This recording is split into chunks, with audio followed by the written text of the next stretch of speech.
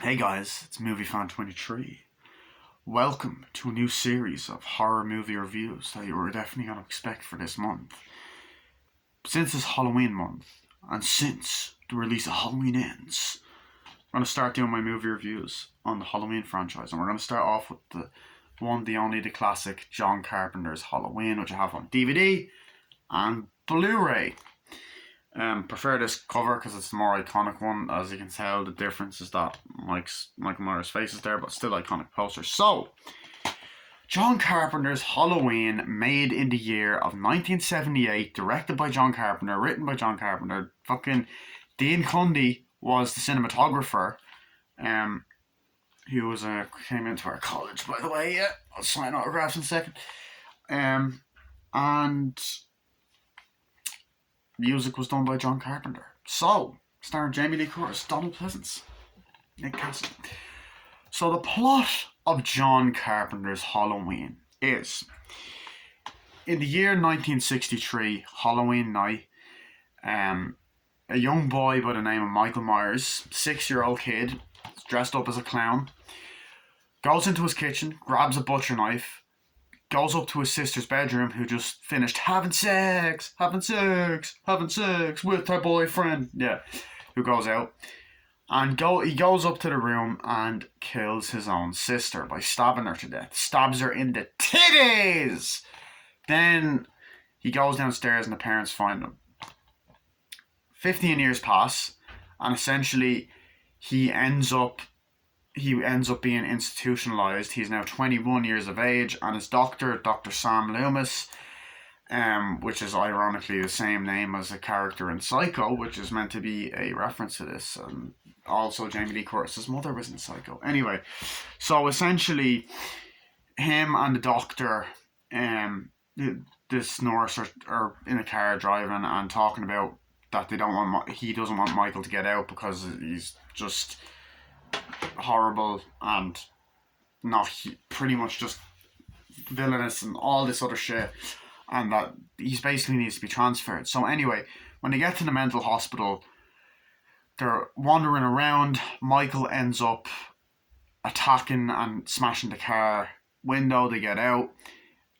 He attacks the nurse, and then he hijacks the car and steals it, drives off, and drives into Haddonfield, his hometown, where he killed his own sister. So Dr. Loomis goes into Haddonfield or whatever to try and stop him. So we then cut to Halloween 1978. That was October 30th, 1978. But we cut to Halloween night 1978, which is the night that he came home. Anyway, we get this girl by the name of Laurie Strode, who is just an innocent, sweet teenager, played by Jamie Lee Curtis. This was her first film role. She'd only done TV stuff at that point. And essentially, essentially, she has to drop off keys at the old Myers house, which is abandoned, which Michael Myers is in, because her dad's like a house salesman or whatever.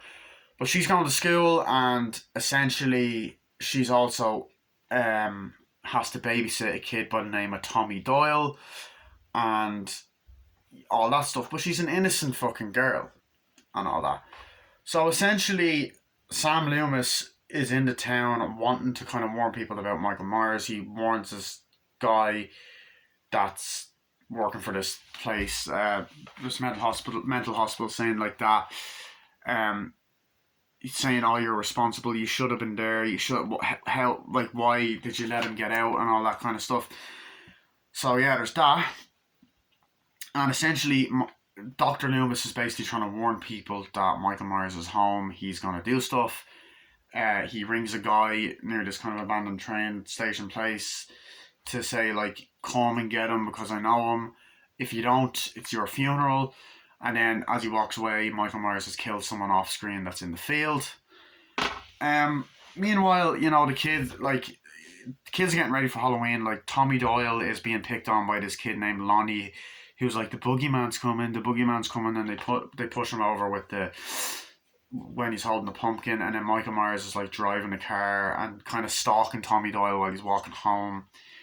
driving in the car. Meanwhile, Laurie is essentially starting to see Michael Myers everywhere. Like when she's in class, she sees him. She looks out the window and sees him standing at the car. She's getting distracted, and she's all and all that other stuff. But she's also there with her other two friends, uh, Annie and Linda. But she's talking to Linda first, and Annie comes over, and they basically kind of like make fun of her and tease her a little bit about the fact that she never goes out and the fact that she doesn't have a boyfriend, and both of them do. So she's kind of like a virgin, sweet teen girl. Like a virgin. Okay. Like a sweet teenage girl and all that. Cut for the very first. Oh no, wait, now I'm thinking of Like a Surgeon. Anyway. But yeah. So essentially they're planning to do different things. Like Linda's planning to hang out with Bob and have sex with her boyfriend Bob. Have sex. And then essentially Paul, who is Annie's boyfriend, gets grounded, and Annie has to babysit Lindsay Wallace and watch a bunch of fucking horror movies. And he was a kid across the road, and Jamie Lee Curtis, Laurie Strode has to mind Tommy Doyle. But on the way home, they see weird things. So like there's a Michael Myers drives past in the car, and they're like, "What's going on?" And then as they're walking, Michael Myers ends up. She sees Michael Myers behind the bush, and Annie kind of like makes fun of her and all that, and essentially all that kind of weird stuff happens. So Laurie Strode feels like she's being stalked, essentially, which she is. She goes home. She's very jumpy. She bumps into Sheriff Brackett, who is Annie's father, and all that. And then we get that iconic line, "It's Halloween. I guess everyone's entitled to one good scare, huh?"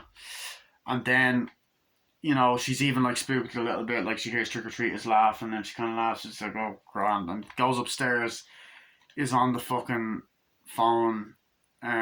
No, looks out the back garden, sees Michael Myers standing there. Gets a weird phone call from Annie, who's just chewing, playing a prank call on her, and eventually they're gonna go off and out or whatever. So all that happens as well, and essentially, what else was I gonna say? Fuck.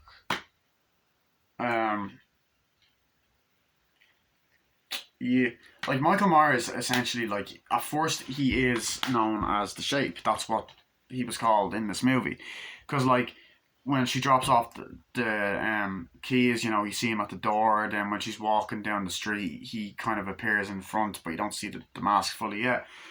So essentially, Loomis is still trying to like figure out what's going on. He goes to a graveyard,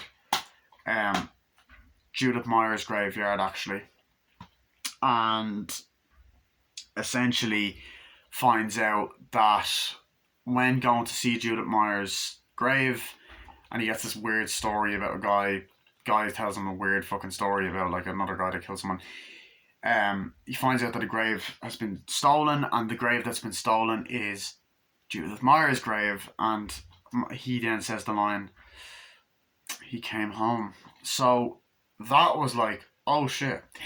So essentially, Laurie gets picked up by Annie. They're driving. They smoke weed, or cigarettes or something, and we hear the song "Seasons Don't Fear the Reaper." I fucking love that song. On the wind, the sun, and the rain, they could be like we are. Come on, baby, don't fear the Reaper. Blue Oyster Cult, an amazing song, but that's not the song we hear first. The first we hear a song that goes sha la la la la la la la, and like there's like little Easter eggs where like Michael Myers is driving behind them, which I really like. But anyway, they run into the father. The Halloween store has been broken into by Michael Myers. They drive off or whatever. Essentially, with the whole babysitting thing, and essentially, Loomis talks to the sheriff, talking about Michael Myers and all this other stuff, and Michael Myers drives past them. So eventually, they stop. We get to the night itself, and that's where the rest of the movie takes place. So Annie arrives to mind Lindsay, who's watching the original version of The Thing, and Laurie arrives to mine Tommy, who's afraid of the boogeyman and wanting to read comics and also watching the thing. And essentially, what they do is essentially they just enjoy Halloween night. We get a taste of what Halloween night's like. So they're reading comics, they're watching movies. Annie's consistently calling Laurie throughout the entire night. Um, they do different things like making popcorn, making jack o' lanterns, and all that kind of stuff, and reassuring. And then like, there's loads of scenes where like, um, Tommy sees Michael outside, and he's afraid that like the boogeyman is coming and all that kind of shit. Um, Meanwhile, Sam Loomis teams up with Sheriff Brackett, goes to the house. They find the dog that's been eaten, but we don't see the dog not until Halloween Kills anyway. And different things happen. They go up, they're talking, window smashes, and essentially they're going through the entire town trying to figure out what's going on. Like, I feel like you're way off on this, and basically they're just trying to look for Michael Myers and see what's going on. Meanwhile, Annie's um, ringing Laurie and all that kind of stuff about Paul. I'm watching Lindsay, but she wants to go off and have sex with Paul. But also, there's a part where like she's where Annie's a bitch and forces Laurie to go to this dance with this guy called Ben Tramer, because it's Laurie's crush. And essentially, he gets annoyed, but Annie's says, "Look, can you mind Lindsay for me? Because, you know, I'll consider talking to Ben Tramer in the morning." So eventually she gets stuck in a window. She goes and she ends up going to try and get with Paul, but ends up getting in the car, and then Michael Myers kills her. So we get that great kill. Also, um, is it Lester, the dog? Yeah, Lester. The dog actually gets stabbed as well just before Annie dies, which is fucking, why kill the dog? You heartless fucker, Michael, and he's stalking in the window and all that. But yeah. So you get that, and then you also have the scene where essentially Linda and Bob are like fucking around or whatever. They get drunk. They go into Lindsay's house. They talk to Laurie for a bit. They go upstairs. They have sex. Have sex. Have sex. Poop my answer. Yes. Right after having sex, they go down. Bob goes downstairs, looks around. Michael Myers picks him up, stabs him. He sticks to the wall, then he looks at him. We cut up to Linda, who puts like a sheet over her head, and she calls Laurie, and eventually Michael strangles her. So he kills the three innocent teenagers. Meanwhile, of course, Tommy Doyle wants to play a little prank on Lindsay and get into fights, and they're watching the movie, and phone keeps ringing, and looking outside, and all this other shit. And essentially, you know, Laurie decides to go over to check on them, and all that, see what's up. And then we get this kind of like suspenseful scene of her walking over. Then she goes into the house, finds the dead bodies, and essentially Jamie Lee Curtis becomes the Scream Queen that she's known for because of this movie. Then Michael Myers comes out, attacks her. She falls off a stair railing and chases after her. She runs over into the other house. Michael comes in through the window. Jamie attacks Michael by stabbing him in the neck. He gets up, he tries to go up, and she basically says to Tommy and Lindsay to call the cops.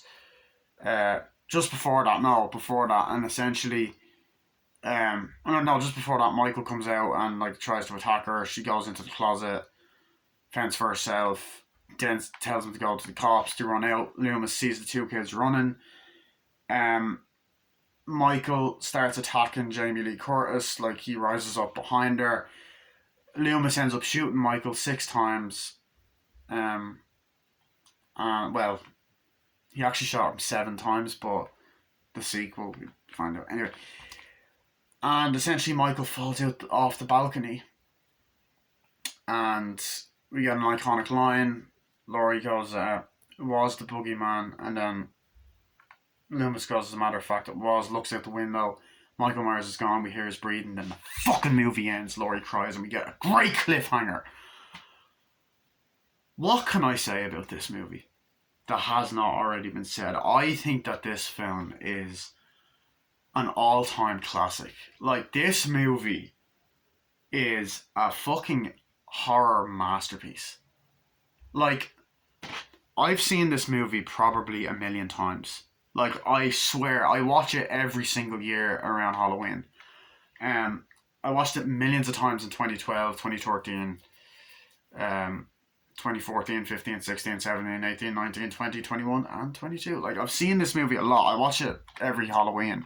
Halloween season. I rewatched it the other night for like a million times. It's another one of them movies I can quote off by heart. First thing I want to talk about is the amazing cinematography. For 1978, this has like a very low budget, but like this film, like the cinematography is unbelievable. Like this nice wide look captures the Halloween season, nice polished look, 70s film.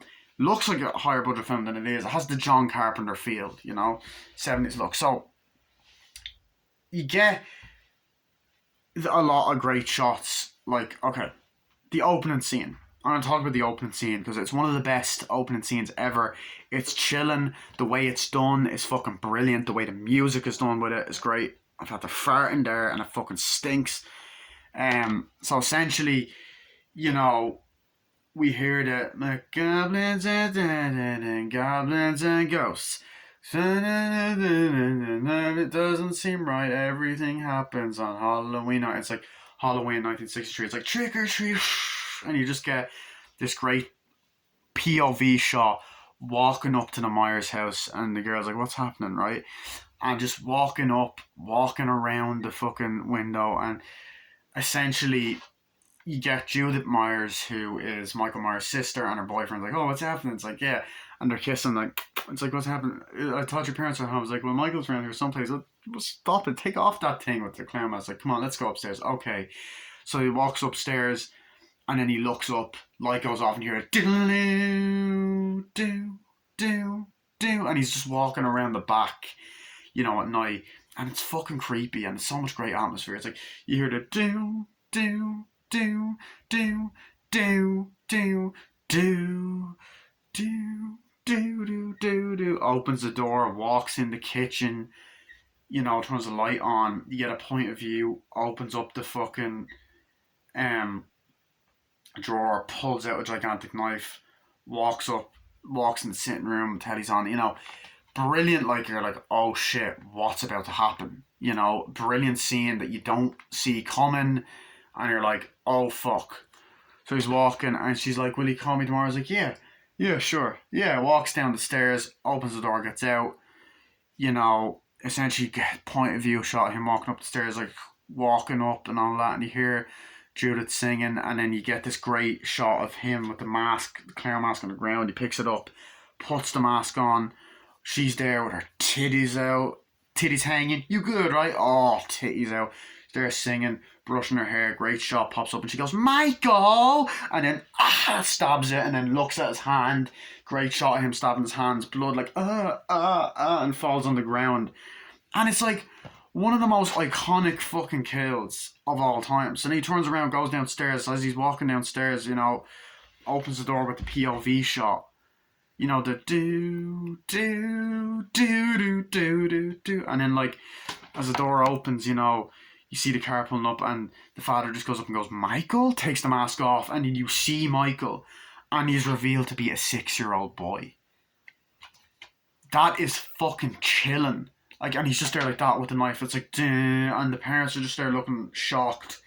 Camera zooms out, cut to modern day. I'm like, what a way to open the movie. And of course, I can't stop talking about the movie without talking about the opening credits. The opening fucking credits.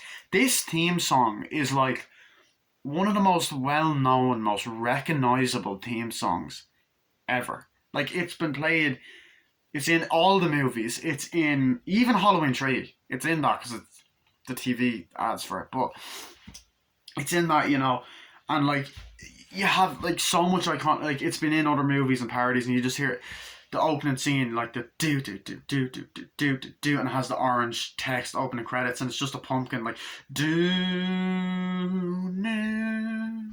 no no, and it pops up Halloween. It's like John Carpenter's Halloween, you know, and it's like oh shit, and it's like introducing Jamie Lee Curtis, Donald Pleasance, who are fucking amazing in this movie, by the way, amazing actors, just unbelievable. Um, but you know, that's another thing as well. Is the dialogue is like fucking unbelievable. Like from Donald Pleasance anyway. Donald Pleasance, like he this to me is his best performance that I've seen of him. I've seen him in a lot of movies. I've seen him in well not a lot, but I've seen him in a lot of John Carpenter films. He was in Escape from New York as the president. He was in Prince of Darkness. Um, I know he played a villain in some of the James Bond films, but he's in the Halloween franchises in 1, 2, 4, 5, and 6. And this is my favourite performance. This is particularly the first two films I think he's brilliant in. Um, but Donald Pleasance, every scene the guy is in, he's brilliant. Like I love that scene where like him and that guy are walking out. I'm not responsible, Sam. Oh no, of course you're not. It's like, you know, if you could have done anything, you could have told someone. I told everybody. It's like, or whatever. It's like, there's a million people in Haddonfield. For God's sake, he can't drive a car. It's like he was doing very well last night. Maybe someone around here gave him lessons. Opens up the door, drives off. A great daytime scene. It's like, oh shit, that is like unbelievable. Um, you know, and then like you've got little moments, like fun moments as well, where he's kind of like behind the bush looking at the Myers house, and then a bunch of these kids walk up, including Lonnie. He's like, I'm not afraid. Then go in. Yeah, go ahead, Lonnie. It's like, go in, chicken. No, I'm not. And then I love how like he just turns around and goes, he's like, hey, Lonnie, get your ass away from there. And they just run away, and he's just kind of smiling, proud of himself. I'm like, I like that. It's like a fun bit of humor for a character that's serious and terrified, you know. And then he just goes, and then like the cops behind him, like, you all right? He's like, yes, fine. And he's like, and then he's like, yeah, I checked everywhere. I checked all the neighborhoods. Like, he's not here. Nothing. It's just a bunch of kids playing Halloween pranks, getting drunk, getting high. I have a feeling that you're way off. And it's like, no, I'm not. I saw him. I watched him for 15 years, waiting, looking at the wall, staring past the wall, looking through the wall. He's like, trying to ignore it, trying to stop it. And he goes, death has come to your little town, Sheriff. You can either ignore it or you can help me to stop it. He's like, I think I should go down. I was like, no, he's come to this house once tonight. I think he'll come again. You know, I love that bit of dialogue. I was like, he just says the best dialogue in the movie, and it's like, oh, he's so good.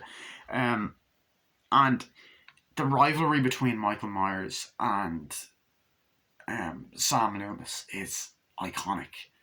You know, it's as iconic as the one between Laurie Strode and Sam Loomis. And like another thing is you got two likable leads in the movie.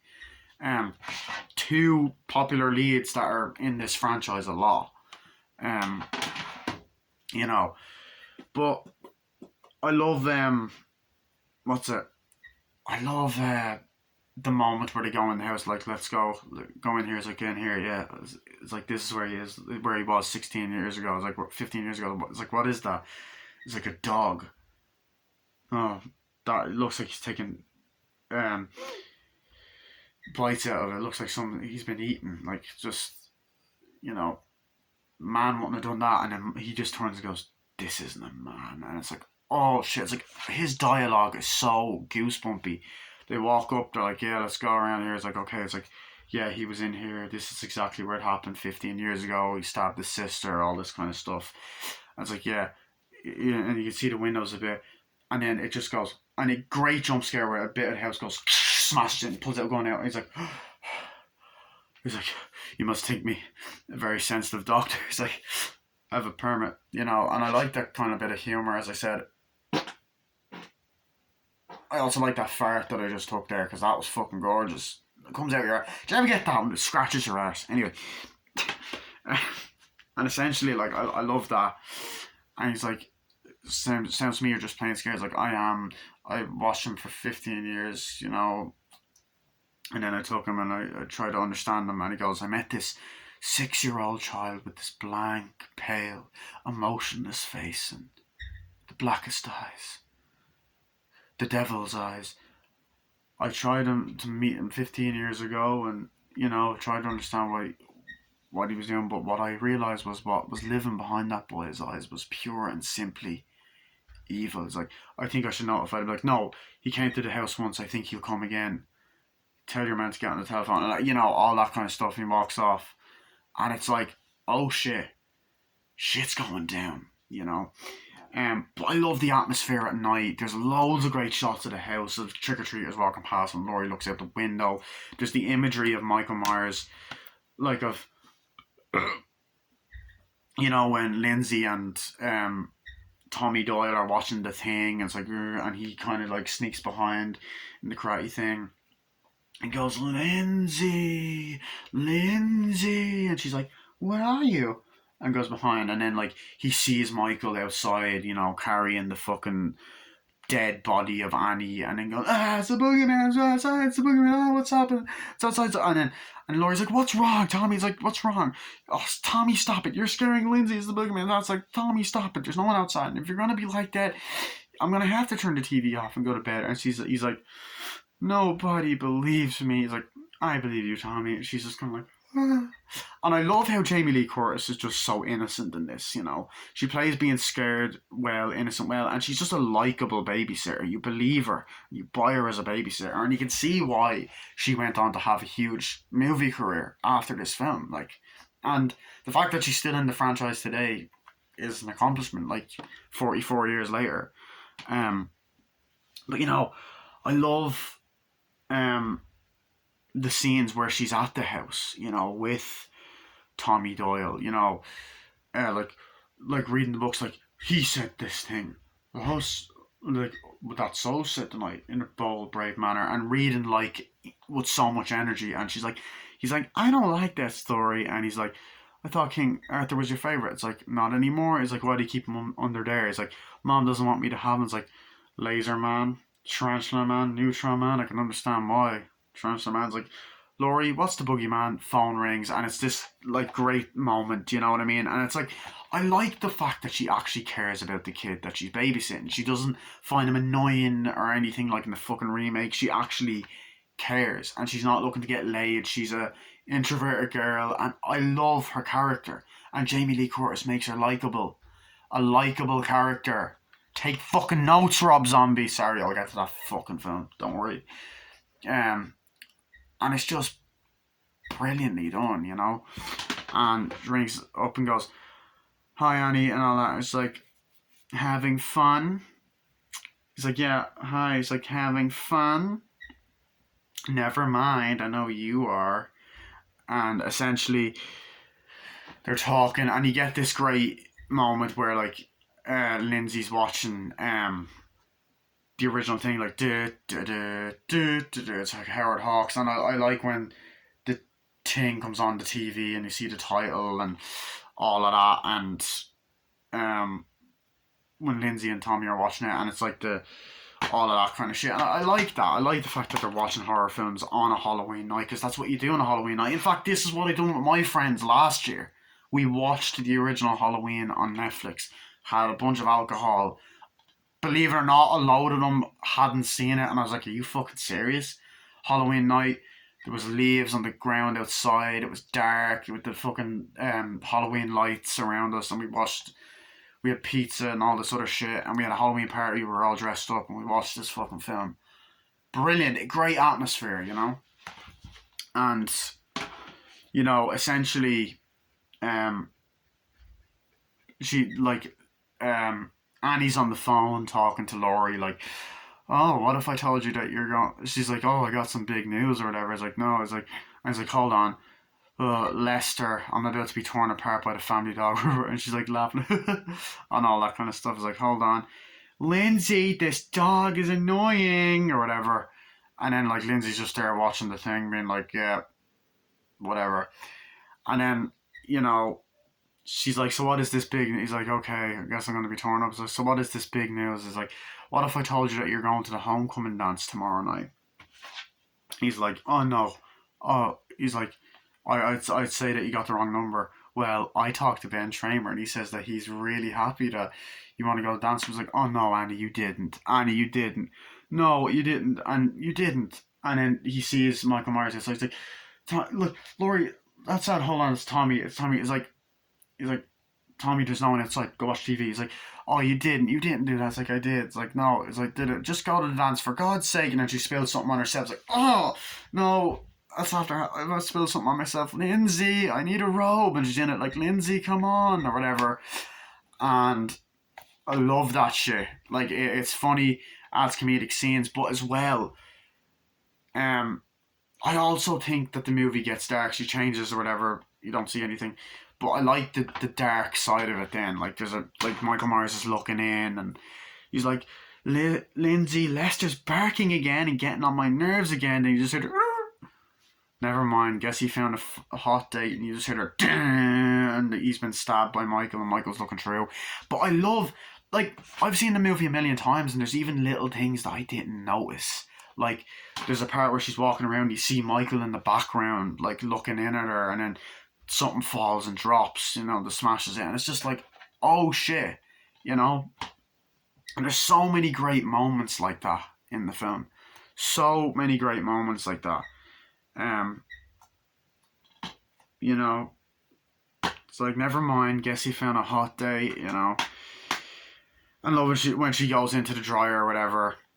I was like, oh, I gotta go get this washed up or whatever. Okay, I'm going out here. And she opens up the keys, goes in, like, opens up, cause like putting it in, like, oh no, she locks herself in. She's like, oh no, Lindsay, and it comes back to her watching TV. Lindsay, oh, answer the phone, it's Paul. So she runs out, and then she's like, Anne is like, hello. She's like, Paul answers. She answers the phone to Paul, which Paul's actually not in the movie, by the way. Well, he is. His voice is in it, but like he's not in it. Like he's mentioned a lot, which kind of is. He's like, hi, Lindsay. Is Annie there? It's like, yeah, she is. Could you tell her I called? It's like, yeah, sure. And runs in. Annie. Paul opens up. You locked yourself in, and she's like, I know. It's like, help me, I'm stuck. Gets the leg out. Comes out, she's in her underwear. It's like, no, promise me you won't tell anyone about this. Runs off. Runs when the phone rings. Like, she got stuck in the window. She'll be right out. And she's like, it's like, hi, Paul. It's like, hi, Annie. Stop calling. It's like, oh, shut up, jerk. It can happen to anyone. It's like, yeah, it happens to you or whatever. Like, I have to throw my clothes away. It's like, oh, yeah, oh, shut up, jerk. That's all you ever think about. I got a shirt on, It's like, you think about it as well. It's like, no, that's not